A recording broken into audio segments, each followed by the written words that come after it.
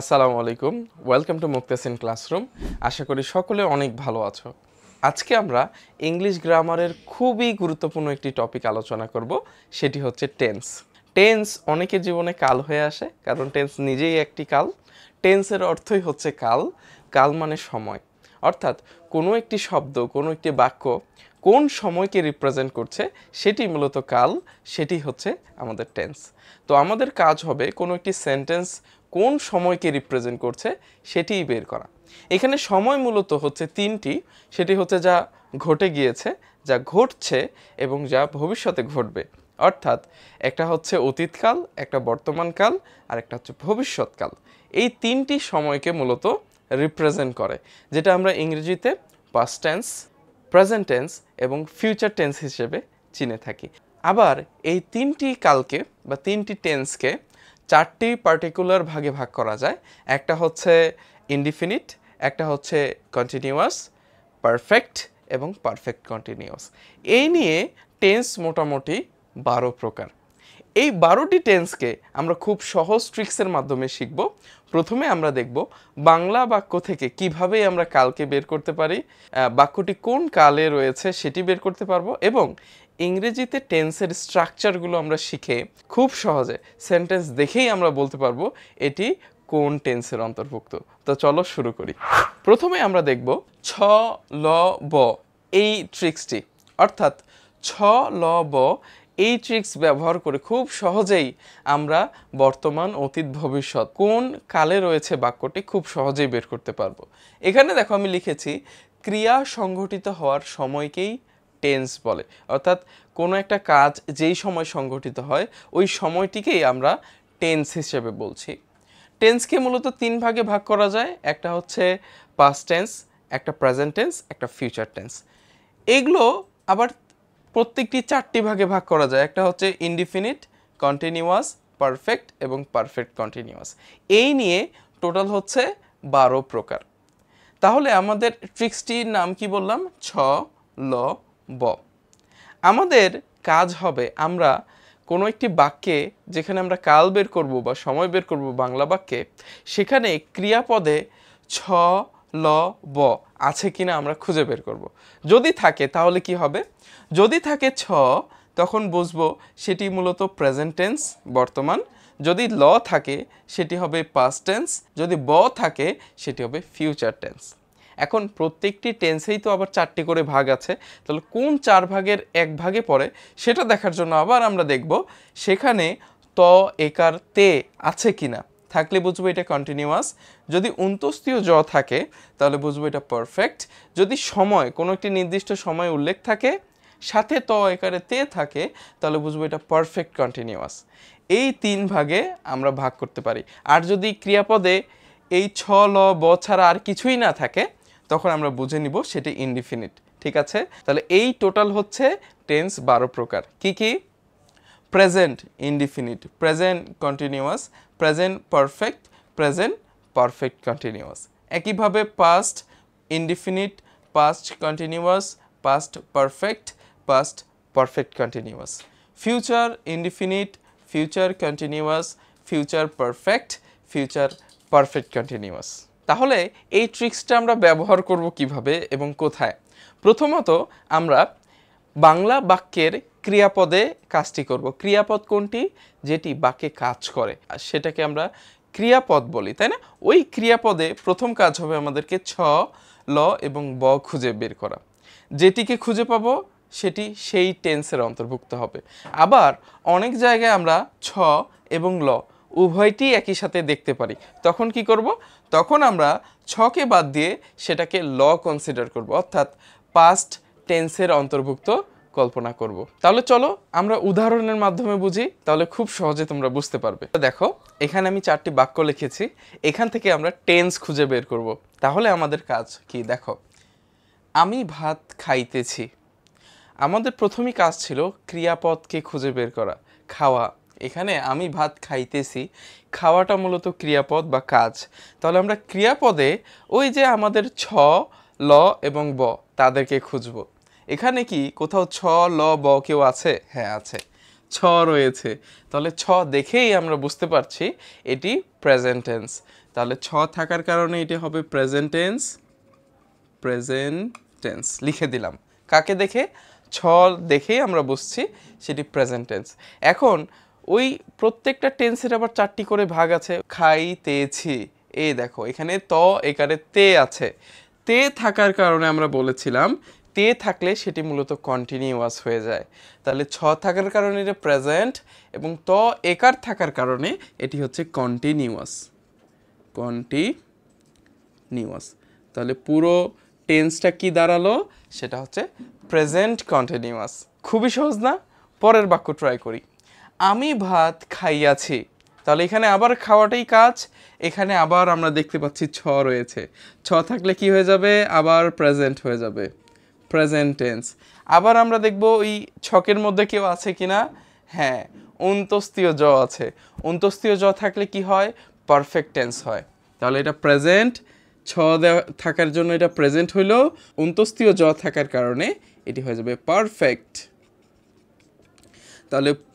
তাহলে এটা কোন টেন্স দাঁড়ালো? Present perfect tense. পরের বাক্যে দেখো, আমি 1 ঘন্টা যাবৎ ভাত খাইতেছি। এখানেও কাজ কি? ওই ভাত খাওয়া। তাহলে এখানেও আমরা দেখব ওই ছ ল ব কেউ আছে কিনা। ছ আছে, ছ থাকলে এটা কি হয়ে যাবে? এটা হয়ে যাবে প্রেজেন্ট। তাহলে লিখে দিলাম প্রেজেন্ট টেন্স। আবার ওই ছকের মধ্যে কেউ আছে কিনা দেখব। হ্যাঁ, আমার এখানে ত একারে তে আছে। ত একারে তে থাকলে হয় কন্টিনিউয়াস, কিন্তু এখানে কথা হলো এখানে কিন্তু 1 ঘন্টা যাবত, অর্থাৎ নির্দিষ্ট একটা সময় উল্লেখ করা আছে 1 ঘন্টা। এই সময় প্লাস ত একারে তেও রয়েছে, তাহলে কি হবে? তাহলে এটা হয়ে যাবে পারফেক্ট কন্টিনিউয়াস। আমাদের ছকের শেষের যেই অপশনটি ছিল যেখানে সময় এবং ত একারে তে উল্লেখ থাকলে এটি হয়ে যায় পারফেক্ট কন্টিনিউয়াস। তাহলে এই জন্য সময় এবং ত একারে তে থাকার কারণে এটা লিখতে পারবো পারফেক্ট কন্টিনিউয়াস। তাহলে এই টেন্সটা কি দাঁড়ালো? এটি দাঁড়ালো প্রেজেন্ট পারফেক্ট কন্টিনিউয়াস টেন্স। আচ্ছা, খুবই সহজ। পরেরটি দেখি, আমি ভাত খাই। এখানেও ক্রিয়াপদ কি? খাওয়া। তাহলে খাই, এখানে এখন আমরা খুঁজবো ছ ল ব কেউ আছে কিনা। ভালোভাবে লক্ষ্য করে দেখো, এখানে ছ ল ব কেউই নেই। তাহলে এটা কি কোনো টেন্সের অন্তর্ভুক্ত না? এটা কি অতীত, বর্তমান, ভবিষ্যৎ কিছুই না? হ্যাঁ, অবশ্যই একটি সময়।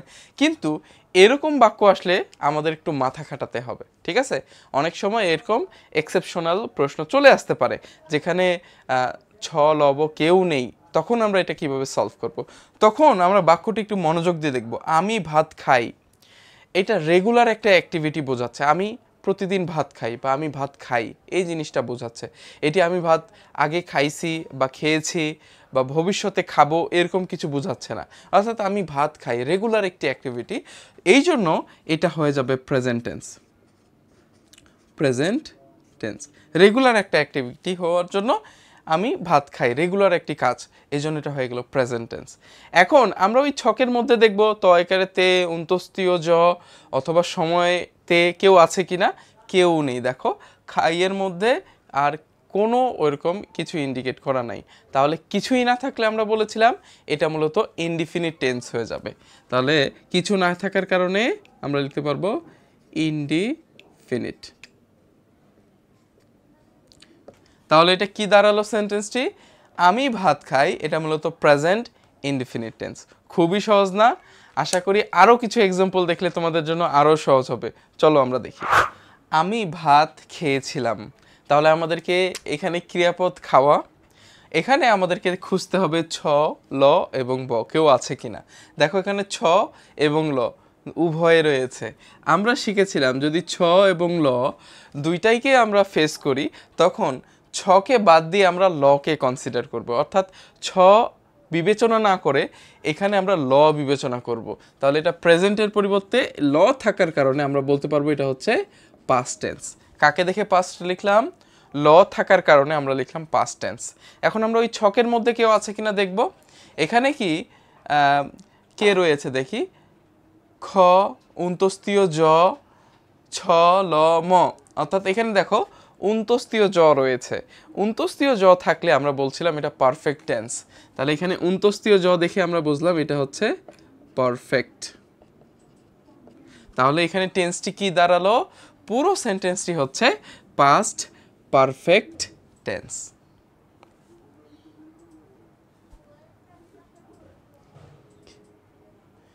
বোঝা যাচ্ছে? আচ্ছা, এরপরেটা দেখো, আমি ভাত খাইতেছিলাম। তাহলে আমরা আবার কি করব? ছ ল ব কেউ আছে কিনা খুঁজে বের করব। এখানেও দেখো ছ এবং ল আছে, তাহলে কাকে ধরবো? একদম ঠিক, আমরা ছয়ের পরিবর্তে লকে কনসিডার করব। ল এর জন্য লিখব পাস্ট, এবং দেখব আর কেউ আছে কিনা আমাদের বক্সের ওই ছকের কেউ আছে কিনা। হ্যাঁ, দেখো এখানে তে রয়েছে, ত একারে তে। তে থাকলে কি হয়? কন্টিনিউয়াস হয়। তাহলে এখানে হয়ে যাবে কন্টিনিউয়াস। তাহলে পুরো সেন্টেন্স বা পুরো সেন্টেন্সটা কোন টেন্স হলো? Past continuous tense. এরপরটি দেখো, বারবার আমরা ভাত খেয়ে খেয়েই টেন্স শিখি, তাই না? সব সময় ভাত খাই। তো আমি একটু পরিবর্তন করলাম, আমরা রুটি নিয়ে আসলাম। তাহলে আমি যদি বলি আমি রুটি খাইয়াছিলাম, এই বাক্যটি কোন টেন্সের মধ্যে পড়ে? তাহলে এখানেও খাওয়াটা মূলত হচ্ছে আমাদের ক্রিয়াপদ। এখানে আমরা ছ এবং লকে দেখতে পাচ্ছি, তাহলে অবশ্যই আমরা ল কনসিডার করব। ল এর জন্য হয়ে গেল পাস্ট। এরপরে দেখব আমাদের এখানে বক্সের কেউ আছে কিনা। ওই ছকের উন্তস্তীয় জ রয়েছে, উন্তস্তীয় জ থাকলে এটা হয়ে যাবে পারফেক্ট টেন্স। পারফেক্ট, তাহলে এটা হয়ে গেল পাস্ট পারফেক্ট টেন্স। এরপরটি দেখো, আমি সকাল থেকে আম খাইতেছিলাম। আমি সকাল থেকে আম খাইতেছিলাম। তাহলে এখানে খাওয়ার মধ্যে ছ এবং ল আছে, অর্থাৎ অবশ্যই এটা পাস্ট হবে। এবং দেখব ত একারে তে আছে, তে আছে এই জন্য কন্টিনিউয়াস, কিন্তু এখানে তো সকাল থেকে, অর্থাৎ একটা সময় কিন্তু বলে দিচ্ছে কখন থেকে, সকাল থেকে কাজটি চলছে। তাহলে এই সময় এবং ত একারে তে থাকার কারণে এটি মূলত হয়ে যাবে পারফেক্ট কন্টিনিউয়াস। তাহলে পাস্ট থাকলো, সাথে হবে পারফেক্ট এবং কন্টিনিউয়াস। তাহলে পুরো টেন্সটা কি দাঁড়ালো? পুরো টেন্সটা হবে পাস্ট পারফেক্ট কন্টিনিউয়াস। এরপরে আরেকটি দেখো, আমি আগামীকাল লিচু খাইব। ঠিক আছে, এখনও কাজটি হয়নি, হবে সামনে। তাহলে আমাদের এই যে খাওয়াটাই কিন্তু আবার ক্রিয়াপদ। ক্রিয়াপদে আমরা ছ ল ব কাউকে পাই কিনা দেখব। হ্যাঁ, এখানে ব রয়েছে, ছ ল ব। ব থাকলে এটা আমাদের ফিউচার টেন্স। কি টেন্স? Future tense. কাকে দেখে ফিউচার লিখলাম? বকে দেখে। এবং দেখব ওই বক্সের মধ্যে ত একারে তে উন্তস্তীয় জ অথবা সময় এবং ত একারে তে কেউ আছে কিনা। দেখো তাদের মধ্যে কেউ নেই, আর কিছু না থাকলে এটা কি হয়ে যায়? ইনডিফিনিট হয়ে যায়। তাহলে আমরা লিখে দেব ইনডিফিনিট। তাহলে পুরো টেন্সটা কি দাঁড়ালো? এটা মূলত ফিউচার ইনডিফিনিট। আশা করি খুবই সহজে তোমরা এটা বুঝতে পেরেছো। আমি কিছু এক্সাম্পল দিলে তোমরা পারবে? অবশ্যই পারবে। আমি তোমাদেরকে কিছু এক্সাম্পল দিচ্ছি, এগুলো তোমরা তাড়াতাড়ি সলভ করো এবং কমেন্টে অ্যান্সারগুলো দিয়ে দাও। এবং আমি আশা করি বাংলা বাক্য থেকে খুব সহজেই তোমরা টেন্স বের করতে পারবে। তাহলে 4টা তোমাদেরকে টাস্ক দিলাম। আমি সাইকেল চালাইয়াছি, আমি 2 দিন যাবত কাঁঠাল খাইতেছি, আমি আম ও লিচু একসাথে খাইব, আমি নদীতে মাছ ধরিব। যারা এখনও চ্যানেলটি সাবস্ক্রাইব করনি, জলদি সাবস্ক্রাইব করে ফেলো।